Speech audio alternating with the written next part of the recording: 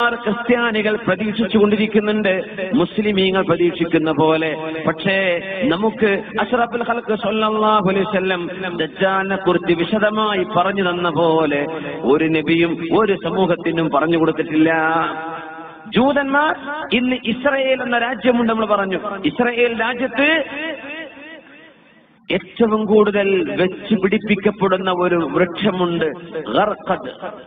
ഗർഖദ്, ആ വൃക്ഷത്തിന്റെ പേരെന്നതാ? ഗർഖദ്. ആ വൃക്ഷം നമ്മള് റോഡ് സൈഡിലൊക്കെ ചെടികൾ വെച്ച് പിടിപ്പിക്കൂലേ, പാർക്കിലൊക്കെ, അതുപോലെ ലക്ഷക്കണക്കിന്. ഡോക്ടർ ഉമർ അബ്ദുൽ കാഫിരിക്ക് പറയുണ്ടായി, എത്രയോ 16 മില്യണോ, ആ ചെറിയ രാജ്യത്തെ 16 മില്യണോളം ഗർഖദ് വൃക്ഷങ്ങൾ അവർ വെച്ചുപിടിപ്പിച്ചു കഴിഞ്ഞു. എന്താ സംഭവം എന്നറിയോ? ലോകത്ത് അവസാന ഒരു യുദ്ധം നടക്കാൻ പോകുന്നുണ്ട്, ഈസാ നബി അലൈഹിസ്സലാമിന്റെ കീഴിൽ മുസ്ലിമീങ്ങളും ജൂതന്മാരും തമ്മിൽ. അതിൽ ബൈത്തുൽ മുഖദ്ദസ് മുസ്ലിമീങ്ങൾക്ക് കിട്ടും. ജൂതന്മാർ അടിയറ പറയും, മുസ്ലിമീങ്ങൾ ജയിക്കും. ആ യുദ്ധം നടക്കുമ്പോ എല്ലാ വൃക്ഷങ്ങളും കല്ലുകളും മുസ്ലിമിന് അനുകൂലമായി സംസാരിക്കുന്ന കല്ല് പറയും, യാ മുസ്ലിം തആൽ, ഇങ്ങോട്ട് വാ മുസ്ലിമേ, എന്റെ പിന്നിൽ ജൂതൻ ഇരിക്കുന്നുണ്ട് എന്ന് വിളിച്ചു പറയും, ഒറ്റുകൊടുക്കും. ഇല്ലൽ ഗർഖദ, ഗർഖദ് എന്ന വൃക്ഷമല്ലാതെ, ഫഇന്നഹാ മിൻ ശജരിൽ യഹൂദ്, അത് ജൂതന്മാരുടെ മരമാണ്, ആ മരം വിളിച്ചു പറയൂല. ഈ മരം മില്യൺ കണക്കിന് നട്ടുപിടിപ്പിച്ചു കഴിഞ്ഞു. അപ്പൊ നമ്മൾ ഈ പറയുന്ന ഹദീസിനെക്കാളും വലിയ വിശ്വാസം ജൂതന്മാർക്ക്. അവർ ഉറപ്പിച്ചു കഴിഞ്ഞു. അവര് മസീഹുദ് ദജ്ജാലിനെ വിളിക്കുന്ന പേരാണ് ആന്റി ക്രൈസ്റ്റ്. അങ്ങനെ കാണുള്ളൂ. ഗൂഗിൾ ചെയ്താൽ ആന്റി ക്രൈസ്റ്റ് ഒരുപാട് കിട്ടും. Anti Christ.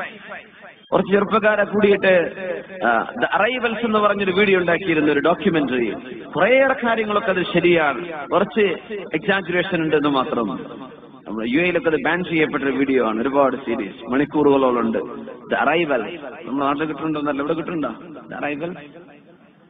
ആരെയും കണ്ടിട്ടുണ്ടോ ദ അറൈവൽ യൂട്യൂബില്? കുറേയേറെ കാര്യങ്ങൾ മസീഹുദ് ദജ്ജാലിനെ കുറിച്ച് ശരിക്കും മനസ്സിലാക്കി തരും. ആന്റി ക്രൈസ്റ്റ്, ഈസാ നബിയുടെ എതിരാളി. ഈസാ നബിയുടെ എതിരാളി, ആ വാക്കിന്റെ പേരെന്നതല്ലേ ആന്റി ക്രൈസ്റ്റ്. ഈസാ നബിയുടെ എതിരാളി ആര് വിളിക്കുന്നു? ജൂതന്മാർ. ക്രിസ്ത്യാനികളും മസീഹുദ് ദജ്ജാലിനെ ഇന്ന് വിളിക്കുന്ന പേരെന്താ? ആന്റി ക്രൈസ്റ്റ് വരാനുണ്ട്.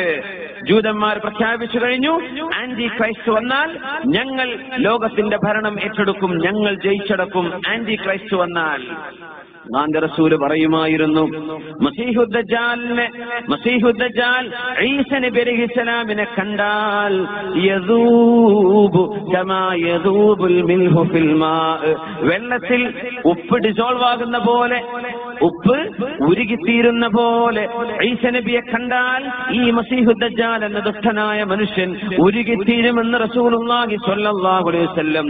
ഈ മസീഹുദ് ദജ്ജാലിനെ വധിക്കുന്നത് മഹാനായ ഈസാ നബി അലൈഹിസ്സലാമാണ്. ഈസാ നബിയാണ്. യഖ്തുലുഹു ഈസാ ഇബ്നു മറിയം, ഈസാ നബി, മറിയമിന്റെ പുത്രൻ ഈസാ നബി മസീഹുദ് ദജ്ജാലിനെ വധിക്കുക തന്നെ ചെയ്യും. എവിടെ വെച്ച്? ബിബാബ് ലുദ്, ലുദ് എന്ന നഗരത്തിന്റെ വാതിൽക്കൽ വെച്ചിട്ട്.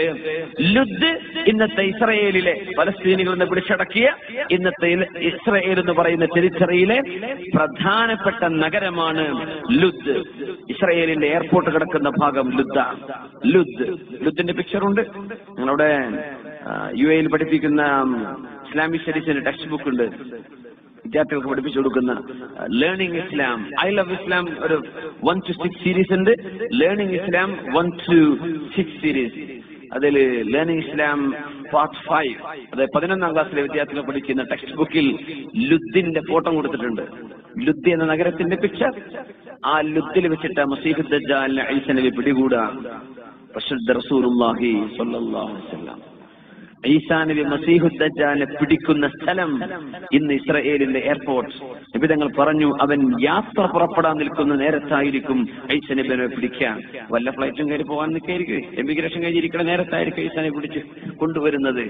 ഈ രീതിയിൽ ആധുനികന് മനസ്സിലാകത്തക്ക രീതിയിൽ ഹദീസിന്റെ വചനങ്ങൾ ശരിക്ക് പച്ചയിൽ പുലർന്നുകൊണ്ടിരിക്കുന്ന കാലമാണ്. ആരാണ് മസീഹുദ് ദജ്ജാൽ? അവനിവിടെ ഉണ്ടോ? എന്താണ് അവന് സംഭവിച്ചത്? എന്താ നമുക്ക് കാണാൻ പറ്റാത്തത്? അവൻ ആരെങ്കിലും കണ്ടവരുണ്ടോ? ഇൻഷാ അല്ലാഹ്, a short break. صلوا على النبي محمد وآله اللهم صل على سيدنا محمد وعلى آل سيدنا محمد وبارك وسلم عليه. ലഹ്മ ജുദാം എന്ന ഗോത്രത്തിലെ 30ഓളം ആളുകൾ നബി സല്ലല്ലാഹു അലൈഹി വസല്ലം തങ്ങളുടെ കാലം ആ ഗോത്രത്തിലെ 30ഓളം ആളുകൾ അവർ ഒരു യാത്ര പോവുകയാണ്. ആ യാത്രക്കാരിലുണ്ട് മഹാനായ സുഹാബി തമീമുദ്ദാരി റളിയല്ലാഹു അൻഹു. അവിടെ കുറെ ആൾക്കാർ നിൽക്കുന്നുണ്ടല്ലോ, അവർക്കൊന്നും ഇരിക്കാൻ ചെയറില്ലേ? നമ്മൾ എണീക്കുമ്പോൾ മിനിമം ഒരു ഇരിക്കെങ്കിലും വേണം, അവർക്ക് ഇരിക്കാൻ തരമില്ല, അവിടെ നിൽക്കാൻ. എന്തെങ്കിലും സീറ്റിംഗ് അറേഞ്ച്മെന്റ് ഉണ്ടെങ്കിൽ കുറച്ച് കസേര ബെഞ്ചൊക്കെ ഉണ്ടെങ്കിൽ ഇട്ട് കൊടുക്കി. നമ്മുടെ അതിഥികളാണ്, സംഘാടകർ. അൽഹംദുലില്ലാ.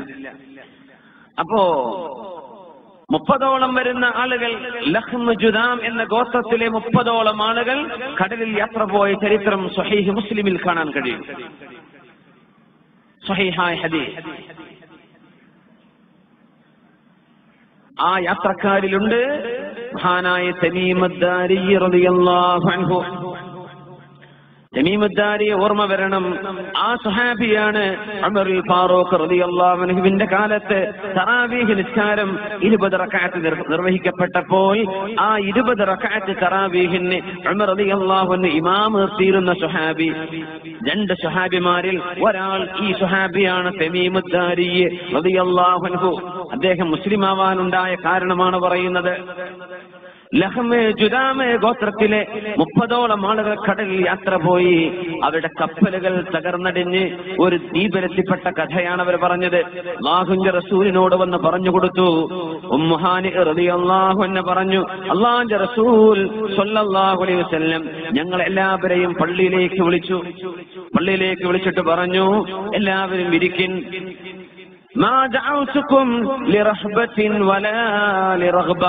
നിങ്ങളെ പേടിപ്പിക്കാനോ സന്തോഷിപ്പിക്കാനോ ഒന്നുമല്ല ഞാനിപ്പോൾ വിളിച്ചത്. പക്ഷേ തമീമുദ്ദാരി എന്ന ഈ ചെറുപ്പക്കാരൻ അഖ്ബറനി എന്നോട് ചില കാര്യങ്ങൾ പറഞ്ഞു തന്നു. ആ കാര്യങ്ങൾ ഞാൻ നിങ്ങളെ പഠിപ്പിച്ച അതേ വസ്തുതകളായി അദ്ദേഹം കണ്ടിരിക്കുന്നു. അത് പഠിപ്പിച്ചു തരാൻ, തമീമുദ്ദാരിയുടെ അനുഭവം നിങ്ങൾക്ക് പറഞ്ഞു തരാനാണ് ഞാൻ നിങ്ങളെ വിളിപ്പിക്കുന്നത് എന്ന് പരിശുദ്ധ റസൂലുള്ളാഹി സ്വല്ലല്ലാഹു അലൈഹി വസല്ലം. സ്വഹീഹ് മുസ്ലിമിന്റെ ഹദീസ്. ഇതെന്തല്ല ദഈഫല്ല, എന്തല്ല മൗദൂഅൻ തള്ളിക്കളയുന്ന ഹദീസൊന്നുമല്ല. എന്താ സ്ട്രോങ് ഹദീസാ സ്വഹീഹ് മുസ്ലിം. ഞങ്ങൾ യാത്ര പോയി. അങ്ങനെ ഞങ്ങളുടെ കപ്പൽ തകർന്നടിഞ്ഞ് ഞങ്ങൾ ഒരു വിജനമായ ദ്വീപിലേക്ക് കയറി ചെന്നു. ഞങ്ങളൊക്കെ ക്ഷീണിച്ചിട്ടുണ്ട്, തകർന്നിട്ടുണ്ട്. 30ഓളം ആളുകളായ അറബികൾ. അന്ന് അറബികൾ ഒരുപാട് യാത്ര ചെയ്യുന്ന ആളുകളാണ്. വോയേജേഴ്സ്. ഒരു GPS സംവിധാനം ഇല്ലാതെ അവർ യാത്ര ചെയ്തത്. നമ്മുടെ കോഴിക്കോട് കാപ്പാടും കൊച്ചിയിലും നമ്മുടെ കൊയിലാണ്ടിയിലൊക്കെ അറബികൾ നടത്തിയ യാത്രയൊക്കെ എങ്ങനെ, എന്തൊരു അത്ഭുതമാണല്ലേ. നമുക്ക് പോകാൻ പറ്റും. ഇപ്പോ എല്ലാ സംവിധാനമുള്ള കപ്പലും ഉണ്ട്. ഒന്നുമില്ല, പായക്കപ്പലിൽ പോരല്ലേ, എവിടെ എത്തുന്ന എന്തറിയും. അങ്ങനെ ധൈര്യം കാണിച്ചൊരു സമൂഹം ഉണ്ടായതുകൊണ്ടാ അവരിലേക്ക് അല്ലാഹുവിന്റെ റസൂലിനെ പറഞ്ഞു വെച്ചിരുന്ന സ്വല്ലല്ലാഹു അലൈഹി വസല്ലം. അറബികൾ ചെയ്യുന്ന പോലെ ത്യാഗം ഒരു സമൂഹത്തിനും ചെയ്യാൻ പറ്റൂല എന്ന് അല്ലാഹുക്കറിയാം.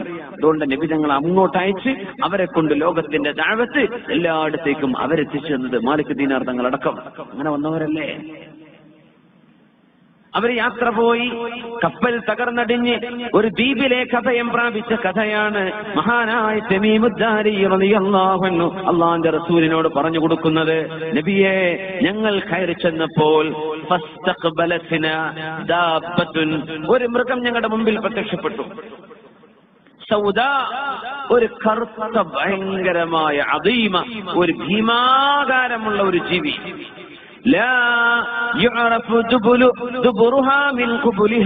അതിന്റെ മുൻവശമേതാണ് പിൻവശമേതാണെന്നും കണ്ടാൽ അറിയുന്നില്ല. ആകെ രോമാവൃതമായ ഒരു ജീവി. ആ ജീവിയെ കണ്ടപ്പോൾ ഞങ്ങൾ പേടിച്ചു നബിയെ. ഞങ്ങൾ ചോദിച്ചു, മാ അൻത, ഈ ആരാണ് എന്ന് ചോദിച്ചു. നീ എന്താണ് ചോദിക്കുന്നേ? അത് വിചാരിച്ച് മറുപടി പറയില്ല. ആ സാധനം മറുപടി പറഞ്ഞു. അതാണ് അത്ഭുതം. ആ ജീവി ഞങ്ങളോട് മറുപടി പറഞ്ഞു, അനൽ ജസ്സാസ, ഞാൻ ജസ്സാസ എന്ന മൃഗമാണ്. ഞങ്ങൾ ചോദിച്ചു വമൽ ജസ്സാസ, എന്താണ്